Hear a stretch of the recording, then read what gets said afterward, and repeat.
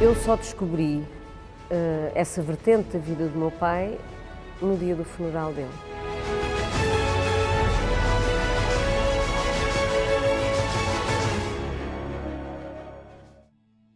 Nós temos os quadros que é o símbolo, digamos, da retidão. Temos o compasso, que é o símbolo da criatividade e o símbolo da imaginação. Depois há todo um conjunto de símbolos, desde o sol, desde a lua, desde o preto e o branco nos nossos pavimentos. Exatamente essa ideia de dualidade da natureza humana, dualidade daquilo que são o sentir das pessoas e a sua consistência e espiritualidade interna. Bom, o avental é o símbolo do nosso trabalho interior, do nosso trabalho como maçons, para depois irmos também trabalhar para a sociedade no sentido de aperfeiçoar. São também os símbolos os responsáveis por parte do mistério que envolve ainda hoje a maçonaria. O sol, o xadrez no chão dos templos, o esquadro, o compasso e o avental, mas também os pilares, a pedra bruta e polida, entre muitas outras representações cheias de significados. Se as olharmos com atenção e não as isolarmos, percebemos que a quase todas liga à chamada arte real, nada mais que a arte da construção, protagonista das imagens e histórias lendárias em que a organização se inspira. E uma das grandes crenças da maçonaria é a crença na perfectibilidade do homem, não é?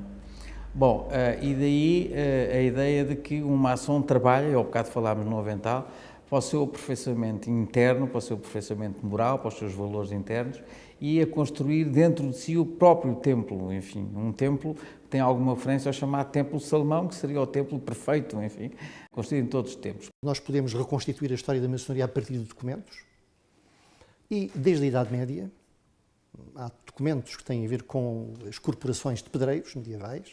E então aí, essa reminiscência primordial da construção efetiva, verdadeira, fazer paredes, trabalhar a pedra verdadeira, tudo isso converte numa dimensão simbólica, em que já não se trata de construir a igreja, a catedral, o palácio, mas de construir outra coisa, que não é física, que é espiritual, que não é exterior, é interior. A Associação dos Pedreiros Livres, que chegou ao século XXI, é uma ordem iniciática, entra-se por convite de um ou mais maçons que passam a ser irmãos só depois de um inquérito, através de uma cerimónia especial. É esse o momento simbólico em que o profano recebe a luz, em que entra no mundo orientado pelos princípios da razão, ou seja, enquanto iniciado na maçonaria, passa a dedicar-se ao aperfeiçoamento moral, intelectual e espiritual dele e da humanidade. Não é maçom quem quer.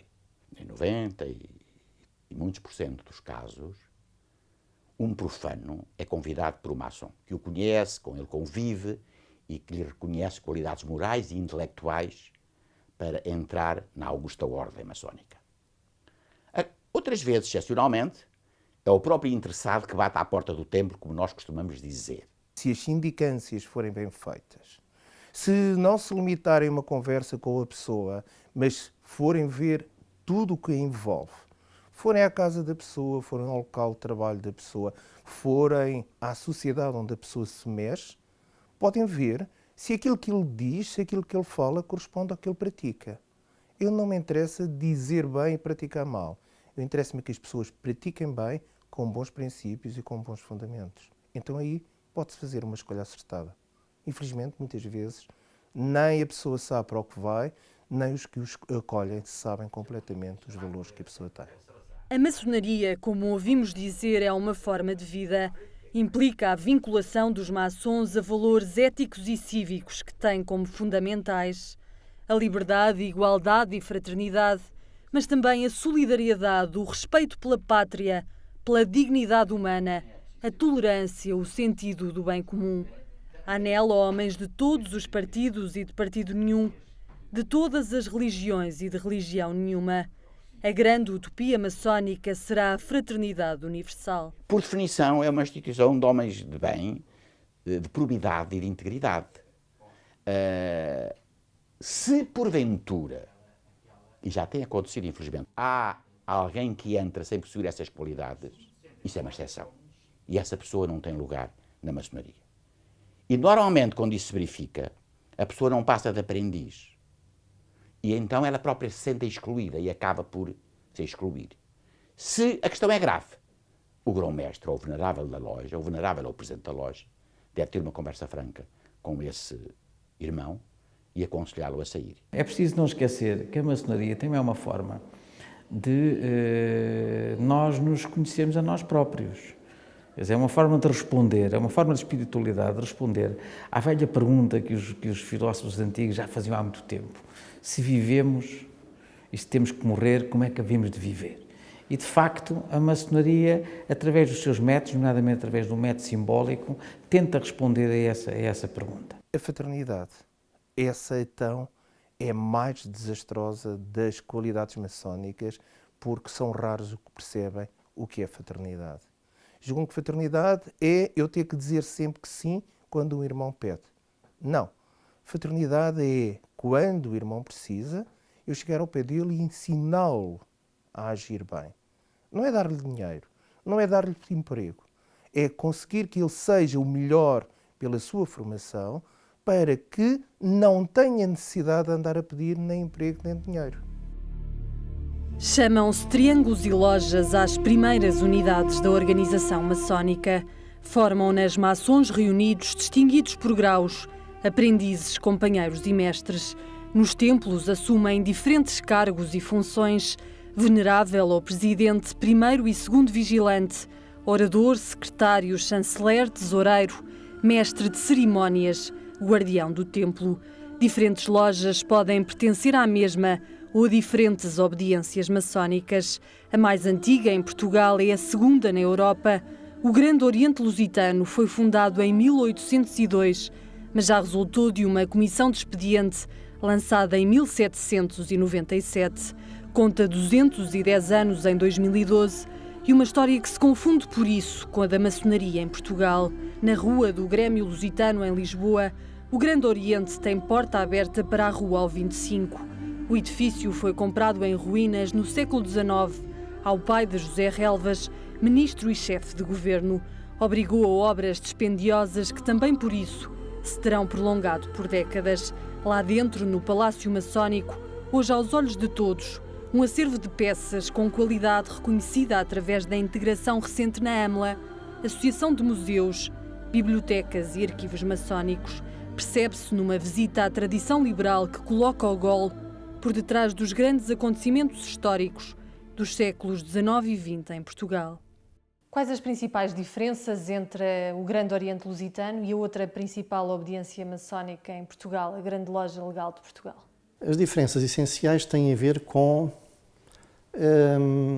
a aceitação ou não de um conjunto de princípios que em 1929 a Grande Loja Unida de Inglaterra impôs. Uma das mais, vá lá, talvez a mais complicada que aparece aí, é a obrigatoriedade na crença no grande arquiteto do universo. É ateísta, portanto é preciso acreditar num Deus revelado, não se reconhece o direito de iniciação às mulheres e depois outro conjunto talvez de menos importância. Bom, esta faz o contraponto naturalmente à ideia que o Grande Oriente Lusitano tem de que no seu espaço de sociabilidade cabem todas as convicções, todas as crenças, todas as ideias, desde que não sejam intolerantes, porque é um espaço de sociabilidade absolutamente tolerante, e reconhecemos naturalmente o direito de iniciação às mulheres e que a sua emancipação como tal dá-lhes o direito absoluto de formarem as suas lojas também como maçonas.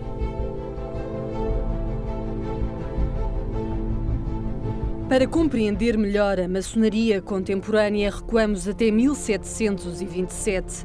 É nessa altura que surge a primeira célula maçónica de origem inglesa na capital. Chamava-lhe a Inquisição Loja dos Hereges Mercadores e rapidamente a resolveu.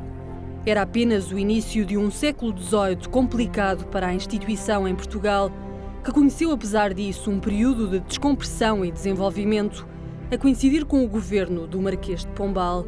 Sebastião José de Carvalho e Melo não perseguiu de facto a organização e há quem interprete a trégua como evidência da condição de maçom do Marquês. Há até quem veja na Baixa de Lisboa, por ele reconstruída, a inspiração num templo maçónico. Também por não ser consensual, a narrativa da maçonaria acaba por despertar aqui um interesse especial. Comecemos pela reconstrução da Baixa Lisboeta. É normal que, para os espíritos da arquitetura da época, houvesse a influência de alguns conceitos do iluminismo e, portanto, alguns conceitos da arquitetura do iluminismo, onde a maçonaria já marca a sua presença. E, portanto, é normal que hajam ali marcas maçónicas. Quanto ao Marquês de Pombal ser ou não maçom, tentar descortinar quem é maçom no século XVIII, até porque também se perderam muitos documentos, não é uma tarefa fácil. Os estudos do professor Oliveira Marques e do professor João Alves Dias, há uns anos atrás, falam de que o Marquês de Pombal teria sido iniciado em Inglaterra num dos dias de São João. Por outro lado, visitando a quinta do Marquês em Oeiras, há um conjunto de simbologia que, embora seja próximo também do que era normal do catolicismo da época, alguns deles só poderão ser, digamos, compreendidos, se calhar, à luz de uma possível iniciação maçónica. Há indícios. Um deles é a não perseguição, por exemplo. Mas a não perseguição também não é sinónimo de militância na ordem maçónica. Marquês de Pombal era um católico fervoroso e praticante. Mas também a fé não era à época nem evidência nem sinónimo de não pertença à maçonaria. A condenação da instituição era levada a cabo pela Igreja, mas não seguida pelos setores mais esclarecidos do clero. No século XVIII, princípio do século XIX em Portugal, grande percentagem dos maçons portugueses são clérigos. Recuemos ao século XVIII e pensemos que uma das obras mais significativas do espírito iluminismo que é a Enciclopédia. Quem é que conseguia ler a Enciclopédia? Ou quem é que tinha conhecimentos para ler ou para compreender a Enciclopédia? Na realidade, estamos a falar de muita gente da Igreja. Ao longo de todo o século XVIII e século XIX, temos inúmeros maçons que pertencem à Igreja. Talvez os mais conhecidos seja o célebre cardeal Saraiva, que é um grande político da nossa praça. Temos o Dom José da Costa Nunes, já no século XX. Portanto, temos nomes da Igreja que são incontornáveis dentro da maçonaria. A condenação que a Igreja faz nessa época e que os Papas fizeram é uma condenação muito semelhante à que alguns reis fizeram, inclusivamente monarcas que foram maçons. Estou a pensar no Frederico II da Prússia e outros, em que, tendo sido maçons, compreenderam depois que a maçonaria talvez fosse perigosa para o poder, porque nela havia pessoas que pensavam. E como nós sabemos, nada mais perigoso para o poder, qualquer que ele seja religioso, seja político, do que haver pessoas que pensem pela sua cabeça. Isso é extremamente perigoso. Também depois da queda do Marquês, com Dona Maria I e Pina Manique como protagonista, terá sido o perigo que podia representar a maçonaria a levar a nova perseguição. Vivia-se o rescaldo da Revolução Francesa, produto da maçonaria, contavam historiadores contra-revolucionários à época. Um erro histórico, sabe-se hoje, na origem talvez das teorias da conspiração que acompanharam a instituição até hoje. Eram sobretudo nobres os maçons franceses quando a Revolução começa, também os havia revolucionários, muito menos. Mirabeau, Marat, o grão-mestre do Grande Oriente de França, acabado na guilhotina. Estes livros são livros de registro, de cadastro, por assim dizer, que começam a ser feitos em 1892, sensivelmente. É uma fonte interessante, enfim, alguns dos nomes mais sonantes que estão aqui instalados, que estão aqui referidos, por exemplo, Jaime Cortesão, por exemplo, o Dr. António Granjo, que será assassinado na Noite Sangrenta. Claro que há muitos nomes, Egas Muniz, Dr. Egas Muniz, por exemplo, Machado Santos, por exemplo, Francisco Grandela.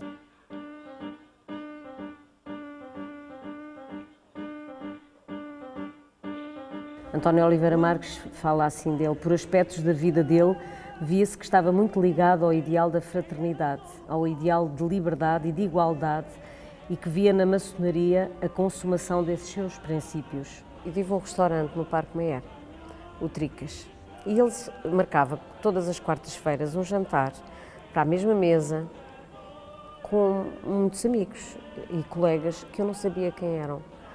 Alguns conhecia, sim, porque alguns eram artistas, outros eram pessoas conhecidas. E eu não sabia que eram o grupo da maçonaria, portanto, que se encontrava ali. Eu só descobri essa vertente da vida do meu pai no dia do funeral dele. Acho que foi feliz por pertencer à maçonaria e só isso, ainda bem que ele foi feliz. Curado Ribeiro, Raul Soldado, Domingos Bom Tempo, Domingos Sequeira, por exemplo, Dom Tonares Gouveia, ou nomes se calhar mais conhecidos, Fontes Pereira de Melo, António Augusto Aguiar, o Ferreira Pinto Basto, o Passos Manuel e muitos outros. Mas há grandes momentos em que a maçonaria portuguesa contribuiu para coisas que nós hoje damos por adquiridas. Em 1822, Portugal teve a sua primeira Constituição. Mas há mais, a abolição da pena de morte, a lei da separação das igrejas do Estado, isto durante a República, ou mais tarde, até durante a ditadura, que é a lei da propriedade horizontal e que nos permite hoje comprar uma propriedade em propriedade horizontal. Terá sido a partir da Revolução Liberal de 1820 que muitos maçons começam a assinar também os anais da história. Os valores liberais confundem-se com princípios da maçonaria e a fraternidade maçónica tem cada vez mais protagonistas no palco político. Mas já no século XX, El Rei Dom Carlos fere de morte a liberdade e o liberalismo. Às críticas crescentes à monarquia, responde com João Franco e a ditadura. Em 4 anos, até 1910, o Grande Oriente Lusitano passa de 85 lojas para as 153. A maçonaria, enquanto ordem sem cor política, enche-se de republicanos. Bernardino Machado, filiado em 1903, Afonso Costa, iniciado maçom em 1905, Magalhães Lima, eleito grão-mestre em 1907. Estamos a assistir a uma ascensão do movimento republicano. E, naturalmente, a maçonaria vai refletir aquilo que é a sociedade da época. Quando, a 4 de outubro, a pergunta mandou-me procurar, do interior dos quartéis se houve a contrassenha revolucionária Passe Cidadão, não foi a maçonaria quem gritou depois vivas à República, mas com toda a certeza fizeram-no muitos maçons a 5 de outubro de 1910. A maçonaria não é lugar para negócios, não é lugar para intrigas, mas é constituída por homens. E como outras instituições, como disse, às vezes há desvios. Temos é que lutar contra esses desvios. O objetivo da maçonaria é ser uma sociedade de homens de bem, de homens de valor, de homens que estudam no abstrato os problemas, para que amanhã, quando estiverem na vida prática, os saibam aplicar. Eu tenho 32 anos de maçom. Tive sorte. Fui muito jovem, estudante para a maçonaria. Na minha loja, e posso pôr a mão no fogo, nunca houve nada daquilo que se conta, daquilo que se diz. Esta substituição sobre a maçonaria, em períodos de conturbação, é fácil. Quer dizer, a ideia da existência de um bode expiatório. E, portanto, a maçonaria, muitas vezes, como até o antissemitismo também o foi, e outras situações equivalentes, serve de bode expiatório em períodos muito conturbados. É fácil.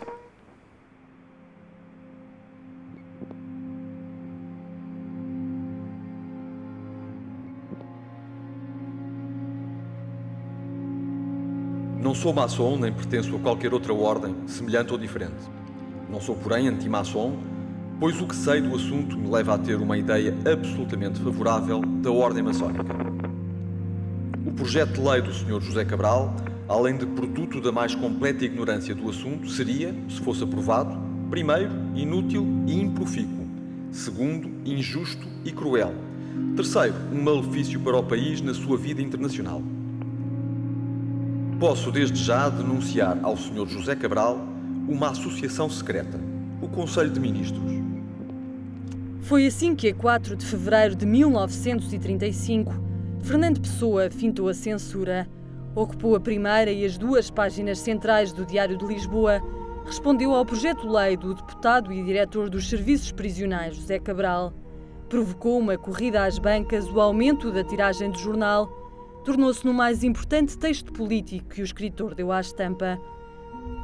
O documento, apresentado à Assembleia Nacional, previa o confisco de bens de associações secretas, demissões, expulsões, penas de prisão, multas e desterro para associados.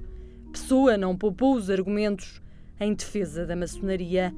Mas o projeto de Cabral coincidia com a intenção do Estado Novo perseguir e extinguir a instituição maçónica. Foi remetido para parecer à Câmara Corporativa, aprovado por unanimidade a 5 de abril de 35.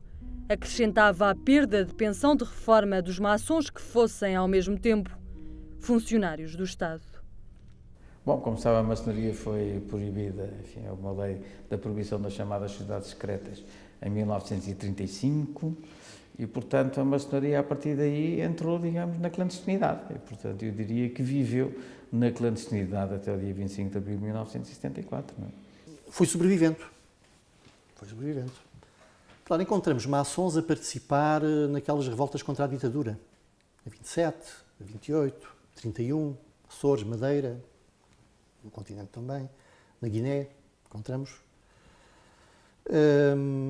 E depois da proibição, vamos encontrar também maçons a participar nas lutas contra o Estado Novo, eleitorais, etc., políticas de vários tipos. E a maçonaria sobreviveu até 74, com muitas dificuldades, mas sobreviveu até 1974. A Ordem Maçónica vivia uma situação difícil já desde o 28 de maio de 1926 e da chegada da ditadura militar, mas a história coloca, no entanto, e estranhamente, elementos da maçonaria por detrás deste dia que acabou por levar Salazar ao poder. Encontra até, mais tarde, maçons entre as altas figuras do Estado Novo, o Presidente da República, Óscar Carmona, o Presidente da Assembleia Nacional, José Alberto dos Reis, o amigo e conselheiro do ditador, o médico e professor Bissaia Barreto. Porque, como eu dizia, havia republicanos conservadores, que eram maçons, e que pensavam que aquela era uma forma de pôr Portugal na ordem, pôr ordem na casa. Isso era uma coisa provisória, transitória, e depois voltava-se à Constituição ou à ordem constitucional. Manter-se republicano até ao fim da vida, manter-se maçom até ao fim da vida e, sobretudo, o que há de extraordinário dele é o respeito pelos valores da República e da própria maçonaria, nomeadamente a solidariedade para com o próximo. A obra social dele é única, não há em Portugal nada que se compare. E tocou, sobretudo, na defesa dos mais frágeis. Foi também no Hotel Metrópole do Rossio que Almeida Santos cultivou a amizade e admiração com que fala. Era advogado em Lourenço Marques, mas regressava com frequência a Lisboa. Só por coincidência, diz, cruzava na residência com um médico de Coimbra. Bissaia vinha aos fins de semana e era em São Bento que jantava. Tinha tratado a mãe de Salazar, ficado amigo do então presidente do Conselho. E entre eles houve uma grande amizade, uma grande admiração recíproca, mas respeitaram sempre um e o outro a diferença ideológica, porque um era republicano, o outro era monárquico. Salazar era monárquico, como se sabe. O Bissaia era um republicano tremendo. Foi à Câmara Municipal de Lisboa no 5 de outubro, vestido de fraque como os republicanos e de chapéu alto. Veja só, aí já estava uma provocação. E às tantas agarra-se ao microfone e diz: "Viva a República!" O Salazar nunca lhe falou nisso porque quis perdoar e não quis que aquilo se convertesse num conflito entre eles. O Salazar não apreciava a qualidade de maçom do Bissaia, mas respeitou-a sempre. Não creio que isso tenha surgido como a base de um conflito entre eles, nunca. Bissaia Barreto terá aderido à União Nacional no princípio dos anos 30, mas Almeida Santos lembra que já depois disso ajudou jovens universitários a desertar, esteve por trás da libertação do capitão Henrique Galvão, inimigo político do regime, deixou uma obra social sem paralelo no país e nunca lhe negou amizade a ele que era então líder do Grupo dos Democratas de Moçambique. António Almeida Santos não vê por isso no amigo uma alma hipotecada, mas o sempre rebelde, republicano e maçom. Grandola Vila Morena, terra da fraternidade. Durou 39 anos a proibição das associações secretas. A maçonaria sobrevive, mas chega enfraquecida ao 25 de abril de 1974. E depois a prova dada é de que eles vieram ocupar lugares públicos de relevância na sociedade portuguesa após o 25 de abril. Estou-me a lembrar, por exemplo, enfim, do professor Emílio Guerreiro, estou-me a lembrar, por exemplo, do Dr. Fernando Valls, estou-me a lembrar, por exemplo, do Dr. Rodrigo dos Santos, estou-me a lembrar, há muitos que poderíamos aqui citar que, vindo da resistência, depois vieram ocupar lugares importantes. Enfim, o Palácio Maçónico foi devolvido e, a partir daí, a maçonaria foi reconstruindo, se assim se pode dizer, e foi sempre aumentando, enfim, quer em número de lojas, quer em número de obreiros, e por isso chegamos a 2012 com alguns milhares de obreiros e com algumas largas dezenas de lojas, não é? 38 anos de liberdade depois, nunca se viram por cá as paradas em trajes maçónicos que se fazem nos Estados Unidos. Nem tampouco os templos têm, como no Brasil, direito à toponímica. A maçonaria em Portugal continua, se não secreta, pelo menos discreta. E aos que desconfiam das reservas, maçons respondem ainda hoje com Fernando Pessoa. Posso desde já denunciar ao Sr. José Cabral uma associação secreta, o Conselho de Ministros. E falam do direito à privacidade e falam da Constituição que proíbe indagações sobre crenças, quaisquer que sejam. Outros garantem que nada mais há de secreto na augusta ordem que os ritos. Ainda hoje afirmam é a maçonaria a única instituição universal capaz de promover o convívio entre irmãos de todos os estratos sociais, sensibilidades políticas e religiosas, e talvez por isso mesmo, com uma história sem fim, autorizada à eternidade. Se de facto houver esta ruptura, e há o perigo dessa ruptura, lá estão os maçons outra vez a se ter que acantonar como resistentes nos seus velhos princípios da defesa da liberdade, da defesa da igualdade e da defesa da fraternidade. Este século XXI tem que ser o século da fraternidade, que é o mais difícil. O homem tem que aprender que não pode ter tudo só para si, tem que dar aos outros. E isso é o mais difícil, saber dar. Mas saber dar sem ser em caridade. É muito difícil. Espero que se aprenda neste século que está a começar. E não há outra no mundo, e em Portugal, que possa fazer esse trabalho meritório, que é de aproximar os que pensam de forma diferente, os que têm religiões diferentes, mas têm uma qualidade intrínseca, que é o caráter e a dignidade e o respeito pelo outro. Só a maçonaria o pode fazer. E é por isso que a maçonaria é uma instituição intemporal e eterna. Se vivemos e se temos que morrer, como é que havemos de viver? Portanto, a maçonaria faz todo o sentido nestas sociedades atuais, nestas sociedades atuais, nestas sociedades atuais, nestas sociedades atuais.